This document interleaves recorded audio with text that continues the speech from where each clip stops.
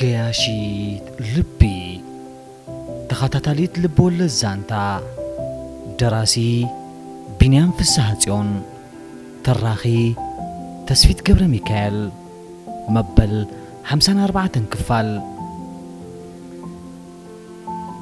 ዛይድ ምስ እስራኤል ድሕር ምዝርራባ ሳልስ ስብዘይ መልእ ግዜ ኣብ ስርሓ ከይዳን ካርመል ረኸበታ ካርመል ናይ ልባብ ልባ ጌራ ብምቕሉል ኣገባብ ክትቕበላን ከላ ምንም ትፈልጥ ትመስል ኣይነበረትን እንታይ ዳ ጠፊእኪ ሓተተት ካርመል ብላዕሊ ክትኾነላ ብምሕሳብ ዛይድ ብዙሕ እዋን ደው ኢላትላ ከምዘይ ተቐበለታ ልባ ይፈልጥ ነበረ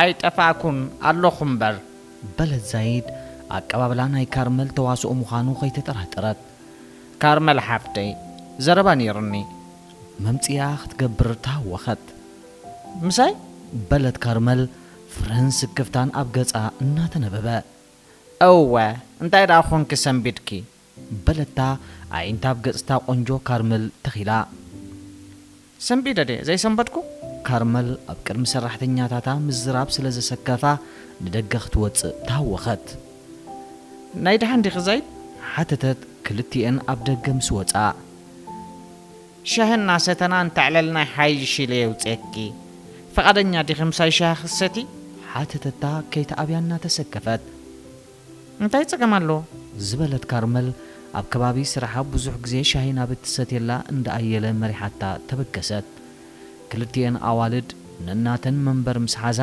ከም ዝተሓፋፈራ ዕላል ዝጅምር ተሳኢኑ ስቕስቕ በላ ዛይድ ሓሳባታ ክትውድን ግዜ ወሰደት ዘረባኣ ብኸመይ ከም እትጅምሮ ስለ ዘይፈለጠት እውን ነግፈረግ ትብል ነበረት ካብ ቤት ክትወፅእ እንከላ ክትብሎም ዝሓሰበት ጉዳያት ገጽ ካርመል ምስ ረኣየት ንግዚኡ ስውር በልዋ ኣቀባብላ ካርመል ስምዒታ ክትቋጻጸር ኣገዲድዋ ነበረ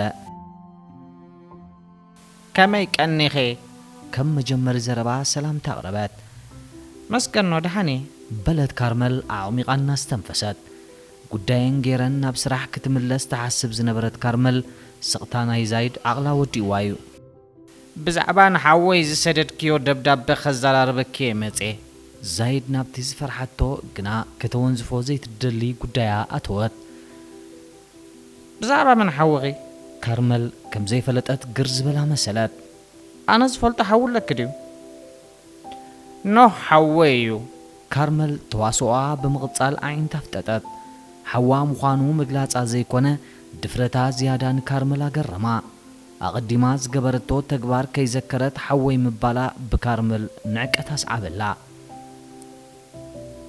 ሓወይ ምዃኑ ትፈልጥ ዲኺ ዝተደናገረት ስለ ዝመሰላ ሓተተታ እወ ሕጂ ዝፈልጥ እየ መጋረጃ ናይ ተዋስኦ ተርቢዓ ናብ ሓቅን ዛዕበያን ስምዒት ተመልሰት መን ነጊሩኪ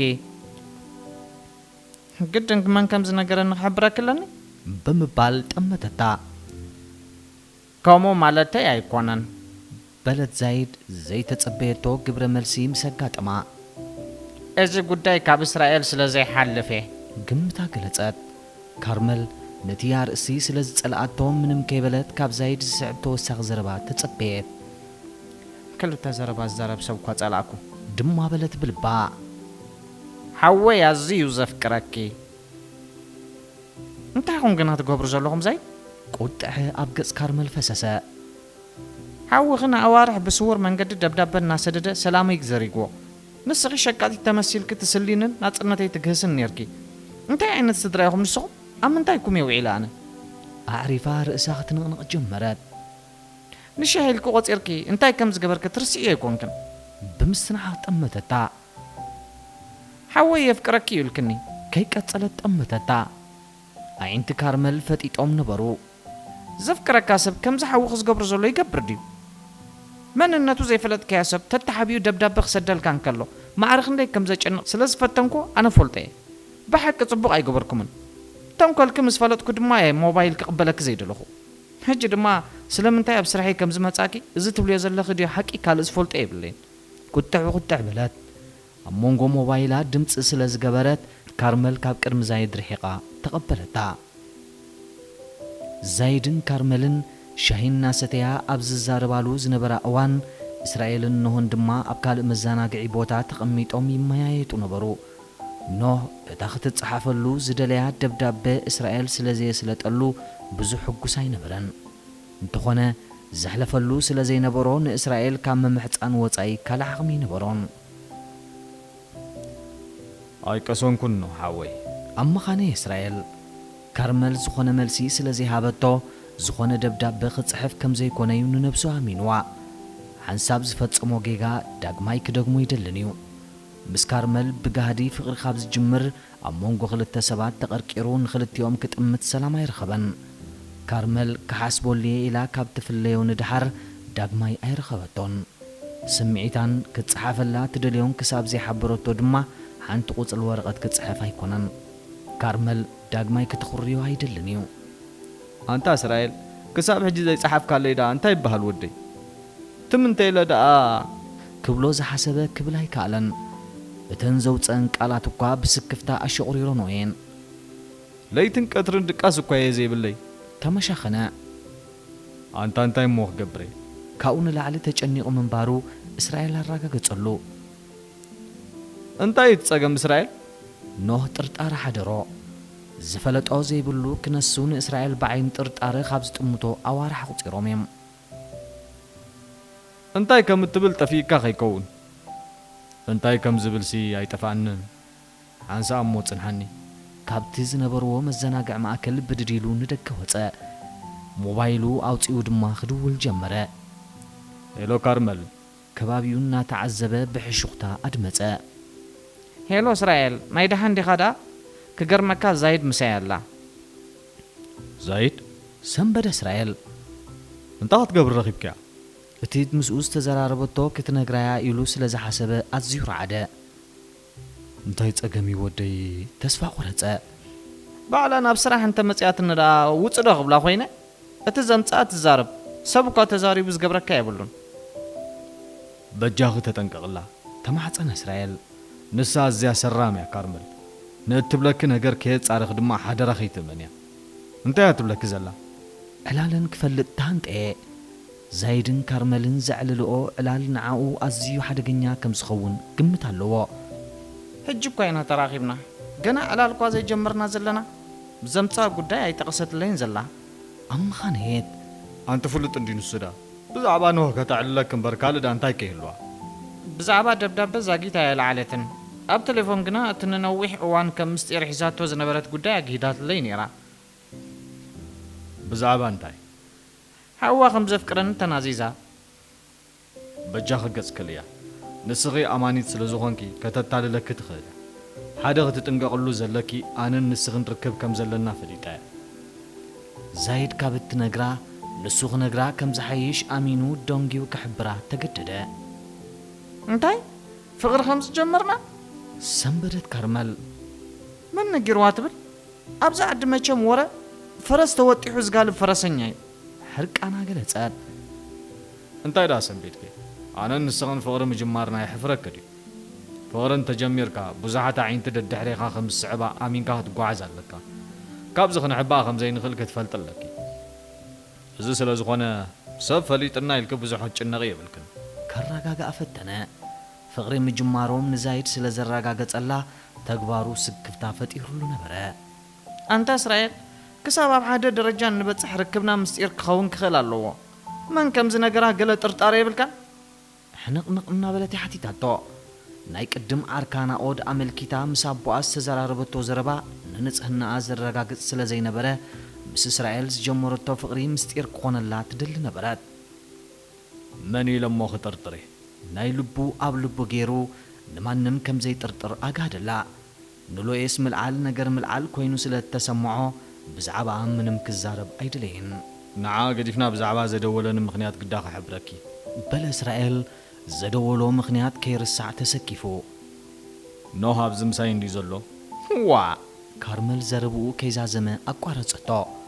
ልባ ጥርጣረ መሊኣ ደጋጊማ ክትወቅዕ ጀመረት። እዞም ኣሕዋት ሰራማት እዮም በጃኻ ሃፍቱ ብዚ ምሳይ ንሱ ምሳኻ እንታይ ግድኻ ተሰማሚዖም ዝገብርዎ ዘለዉ እዩ። ንስኽ እንታይ ይደሊካ? ንሳ እውን ክትሓትት ጀመረት። እታ ደብዳቤ እንዲና ረሲዕና እንቲ ካርመል ገለባ ንግበር በጃኺ እንታይ እንተገበርና ሓይሽ? ብምባል ሓተታ እንታይ ኢኻ እሞ ክትብሎ እንታ እስራኤል ኣነስ እዛ ደብዳቤ መፅሓፍ ፈፂመ ይፈትቕዋን ምክንያቱ ብዘይተረዳእና መንገዲ ኣብ ልዕሊ ዝመንእሰይ ተስፋ ንዘርእ ኣለና እታ ሓንቲ ዝተለኣከትሉ ደብዳቤ ተኣኽሎ እያ ዳግማይ ደብዳቤ መፅሓፍ ብወገነይ ዘድሊ ኮይኑ ይስማዓንን ዘሎ ኣብ ገጻ ስክፍታ እናተነበበ ኣድመፀት እስራኤል ናይ ካርመል ተጋላባጢ ባህሪ ምውሓጥ ኣበዮ ስለምንታይ ሕጂ ንድሕሪት ንምለስ ኣለና ካርመል ካብ ፈለማ ዝተረዳዳእናሉ ጉዳይ ይመስለኒ ነዚ ወዲ ብኸምኡ ጥራይ ናብ ዘለዎ ደው ክነብሎ ንኽእል ኣይተባሃልና እንዲና ሕጂ ክልተ ዘረባ ክዛረብ ማለት ድዩ ከም ክልተ መልሓስ ገይሩ እኳ ዘፅላእኒ የብለይ ኣቐዲመ ክፅሕፈሉ ቃል ከም ዝኣተኽሉ ሓቢረኬ ይመስለኒ ድሓር ከንደብዳቤ ባዕልኻ መልሲ ክትፅሕፈሉ ማለት ድዩ እንታይ ደኣ ክገብር ደስ ዘይበለክ ክኸውን ይኽእል እዩ እንተኾነ ብንጹህ መንገዲ ትክገብሮ ዘለና ይሓበርክንን ኣይ ፅሕፈልካኒ ክብሎ እንተኾይነ እውን ፈለማ ክልቴና ክንረዳዳ እዩ ዘለና ሓቀይ እንደይ ካርመል ንሱ ደኣ ሓቂኻ እንዲኻ ብምባል ኣብ ሓሳብ ኣተወት ኣነ እንታይ ይረኣየኒ ኣሎ መስለካ እዚ ወዲ ብኸምዚ ንኸዶ ዘለና መንገዲ ተስፋ ዝቆርፅ ኮይኑ ይስማዓንን ካልእ ሜላ እንተዝርከበ ይሓይሽ ባህሊት እየ እንታይ ዓይነት ሜላ ሜላ ንዝበለቶ ጉዳይ ጋሻ ስለ ዝነበረ ተግባራ እናገረሞ ሓተተ እንደይ ገለ ሜላ ጠፊእካ ዶ በለት ኣብ ዝርዝር ከይኣተወት እዋ በለ እስራኤል ምስ ነብሱ ዘረባ ካርመል ናብ ብስጭት መሪሕዎ ክነሱ ከይከስራ ብምስጋእ ትዕግስቲ ክገብር መረፀ ብድሓን ሕራይ እዚ ትብልዮ ዘለኺ ህዲልና ንሕሰበሉ እሞ ድሓር ንውስን ሕጂ ግና ንኖህ ቃል ኣትየሎ ስለ ዝኾንኩ ቃለይ ክፍፅም ጥራይ ዘለኒ ካርመል በቲ ሰምዓቶ ዘረባ ገጻ ኣሰረት ናተይ ጸገም ድማ ክርዳእክ ኣለዎ ሓንሳብ ቃል እንተኣትየ ቃለይ ከተግብር ዘዕበየኒ መምርሒ እዩ ቃሉ ምትግባር እዩ ሓደ ሰብ እሙንን ዘይእሙንን ዘብሎ ሕጂ እዚ ዝሓሰብክዎ ክገብር ምዃነይ ተረዲእኪ ብዘይ ዝኾነ ተቃወሞ ተቐበልኒ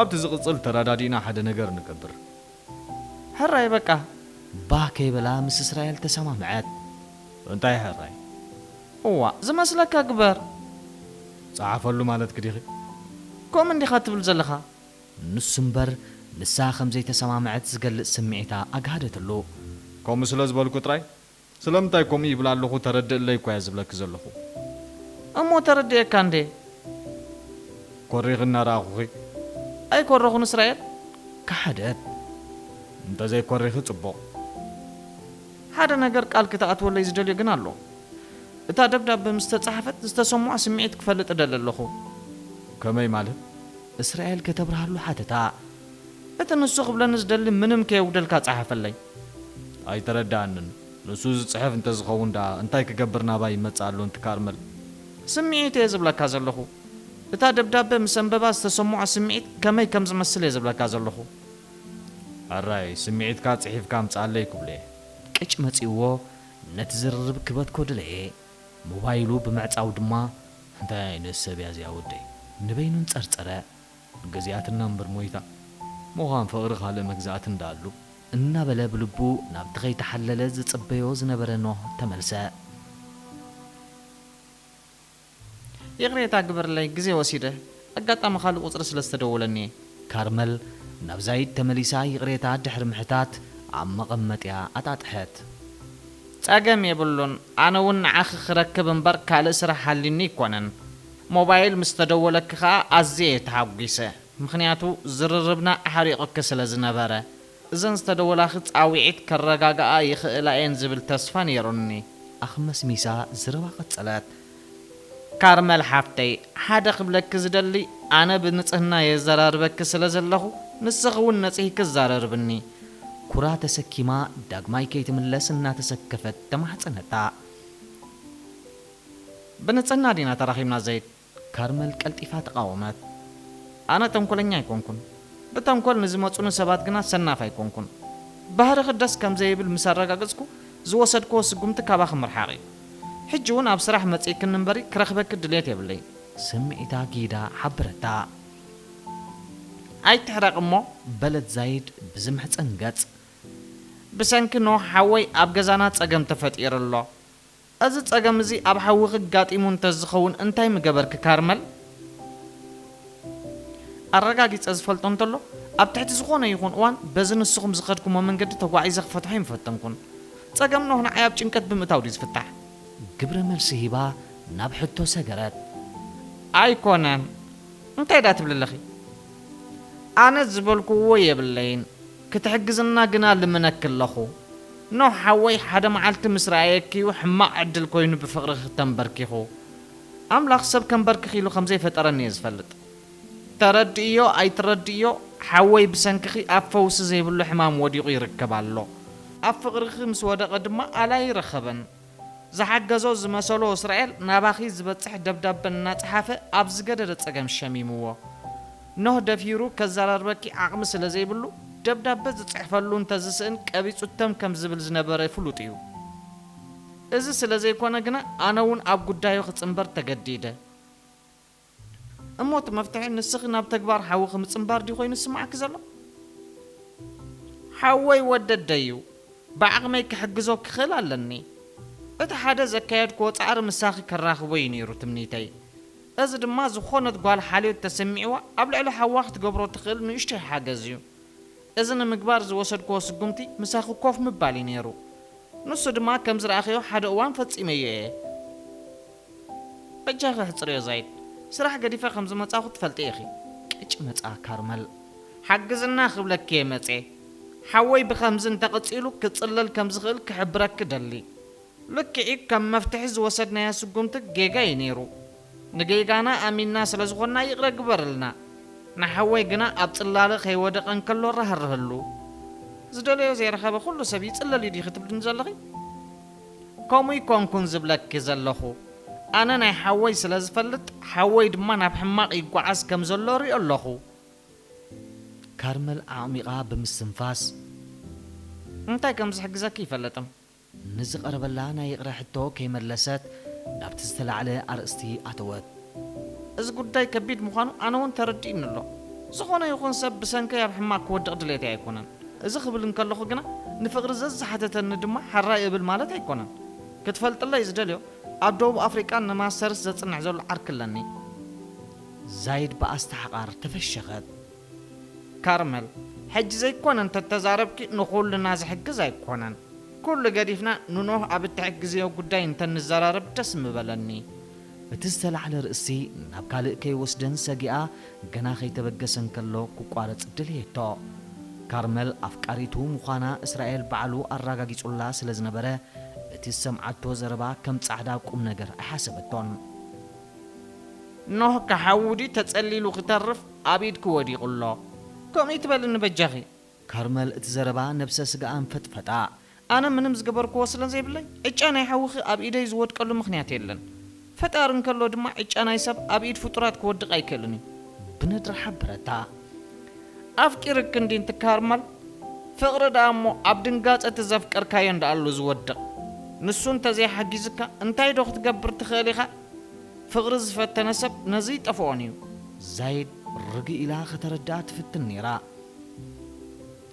እንታይ ክሕግዘ ኢኹም ወደሊኒ ዘለኺ ካብ ፍረ ከይወፀት ሓተታት ንዘፍቀረካ ብኸመይ መንገዲ ኢኻ ክትሕግዞ ትኽእል ዝብል ሕቶ ድማ ኣብ ኣእሙራ መፀእ ተስፋ ሃብዮ ትቀበላ ኣይትቀበላ ከይተገደሰት ዛይድ ዝመስላ መልሲ ሃበት እንታይ ማለት እዩ ተስፋ ሃብዮ እንታይ ተስፋ ኢኻ ዝህቦ ጋን ዝኾና ካርመል ሓደ ድሕሪ እቲ ካልእ ሕቶ ኣስዓበት ዛይድ ኣይከማጀማምራን ካርመል ዘቕረበትላ ሕቶ ክትምልሶ ስለ ዘይከኣለት ከም እትሓስብ ኣዒንታ እናገላበጠት ኣፅቀጠት ኣፍቅርዮ ክብለኪ ይክእልን እየ ከምኡ ምባል ናይ ዘይጥዑያት ሰባት ተግባር እዩ መካሊኢታት ኣሓሪፋ ቀጸለት ሓወይ ኣዝዩ የስጋኣኒ ኣሎ ንዓይ ጥራይ ዘይኮነ ንኹሉ ስድራ ብኸምዚ ዘለዎ እንተቐፂሉ ኣብ ሕማቕ ክወድቕ ምዃኑ ርግፀኛ እየ እዚ ድማ ንዓና ጓሂ ንዓኺ እውን ንዘለኣለም ኣብ ናይ ሕልና ጠኣሳ ክድርብየኪ እዩ ብሰንኪ ካርመል ከምዚ ኮይኑ እንተተባሃልኪ ጽቡቕ ኣይኮነን ሓደ ሓቂ ክነግረኪ ትከታተላ ምህላዋ ንምርግጋጽ ጠመተታ ካርመል ኣብዝንታ ተሸሚማ ኣእዛና ብምጽላው ትሰምዕ ነበረት ከቢድ ስግኣት ከም ዘለዋ ኣብ ገጻ ይንበብ ነበረ ንዓኺ ካብ ዝጥምት ንድሓር ሓጎስ ዝበሃል ፈጺሙ ኣብ ውሽጡ የለን ኩሉ ንጥፈታቱ ቋሪጹ ለይትን መዓልትን ንዓኺ ክሓስብ እዩ ዘሕልፎ ዘሎ እንታይ ከም እትሕግዝዮ ይፈልጥን ግና ትሕግዝዮ ከም ዘሎ ድማ ይርድኣኒ እዩ أما حسيبة دخ نقرأكي كارمل أب ጭንቀት ስለተሸመት ጊዜ ክወሃባ ሓተተት ኖህ ኣብ ሕማቕ እንተወዲቑ ንዘለዓለም ናይ ሕልና እስርቲ ኮይና ከይተሓልፎ ስለ ዝሰግአት ንኖህ እንታይ ከም ትሕግዞ ክትሓስበሉ ምስ ነብሳ ተሰማምዐት حراي ተሰማምዐት ዛይድ أقدي مجنا نرأسنا تجنيغنا أبتشين كت سلازتناكي أي تحزلنا أما وداتا خبلك زدلي إسرائيل أفكرك خمزلو فليت اللخو إسرائيل ምስጢር ኢላ ዝሓሰበቶ ጉዳይ ኣብ ኣደባባይ ምውዓሉ ኣዝዩ ተሓሳስባ ፍጹም ጥቓ ሓቂ ዘይቀርብ ድራማ እዩ ከይንበኣስ ደጊምኩ ከምኡ ከይትብለኒ ነቲ ርእስቲ ብምጉብዕባዕ ከም ዝዕፆ ገበረቶ ይቕሬታ በለት ዛይድ ዝተረዳድኣሉ ጉዳይ ከይፈርሳ ክትጥንቀቕ ስለ ዝደለየት መበል 54 ክፋል ተኸታታሊት ልብወለድ ዛንታ ገያሽት ልቢ በዚ ተዛዚማላ መበል 55 ክፋል ኣብ ዝቕፅል ተኸታተሉ